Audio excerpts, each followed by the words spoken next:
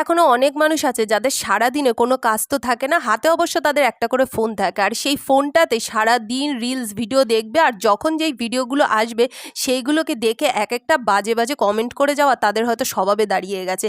ভাবছিলাম কিছু বলবো না, তবু মনে হলো যে কথাটা বলা দরকার। আসলে কি হয়, কিছুদিন আগে আমি একটা ভিডিও আপলোড করেছিলাম আমার ফেসবুক পেজে, সেটা ছিল একটা প্রিমিক্স নিয়ে। সেখানে আমি দেখিয়েছিলাম যখন চকলেট প্রিমিক্স না থাকবে কিভাবে ভ্যানিলা প্রিমিক্সটাকে চকলেটে পরিণত করবে। তো সেই ভিডিওটা আমি আমার ইউটিউব পেজেও আপলোড করেছিলাম, সেখানে 30,000 মানুষ ভিডিওটা দেখেছে, পছন্দও করেছে।